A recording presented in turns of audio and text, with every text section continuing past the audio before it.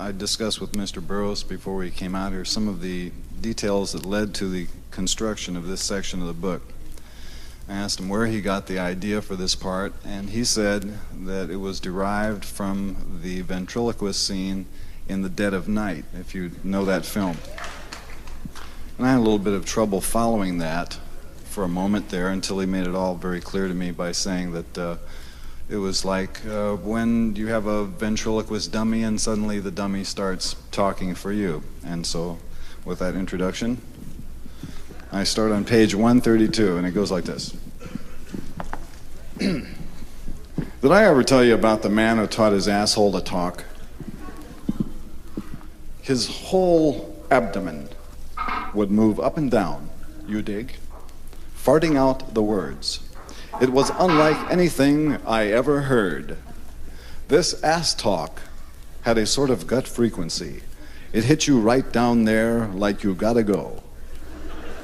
You know when the old colon gives you the elbow and it feels sort of cold inside, and you know all you have to do is turn loose?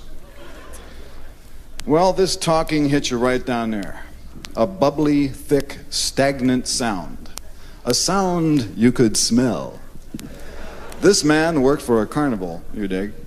And to start with, it was like a novelty ventriloquist act. Real funny, too, at first. He had a number he called the Better O. That was a scream, I tell you. I forget most of it, but it was clever, like, "Oh, I say, are you still down there, old thing?" "Nah, I had to go relieve myself." After a while, the ass started talking on its own. He would go in without anything prepared, and his ass would ad-lib and toss the gags back at him every time. Then it developed sort of teeth-like little raspy, incurving hooks and started eating. He thought this was cute at first and built an act around it, but the asshole would eat its way through his pants and start talking on the street, shouting out it wanted equal rights. It would get drunk, too, and have crying jags. Nobody loved it and it wanted to be kissed, same as any other mouth. Finally, it talked all the time, day and night. You could hear him for blocks screaming at it to shut up and beating it with his fist and sticking candles up it. But nothing did any good, and the asshole said to him, "It's you who will shut up in the end. Not me, because we don't need you around here anymore. I can talk and eat and shit." After that, he began waking up in the morning with a transparent jelly like a tadpole's tail all over his mouth.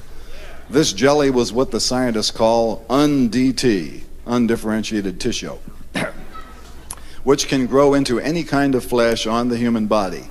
He would tear it off his mouth, and the pieces would stick to his hands like burning gasoline jelly and grow there, grow anywhere on him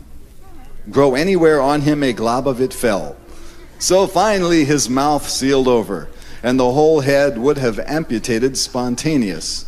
Did you know there is a condition occurs in parts of Africa and only among Negroes where the little toe amputates spontaneously? Except for the eyes, you dig? That's the one thing the asshole couldn't do was see. It needed the eyes. But nerve connections were blocked and infiltrated and atrophied, so the brain couldn't give orders anymore. It was trapped in the skull, sealed off. For a while, you could see the silent, helpless suffering of the brain behind the eyes. Then finally, the brain must have died because the eyes went out, and there was no more feeling in them than a crab's eye on the end of a stalk.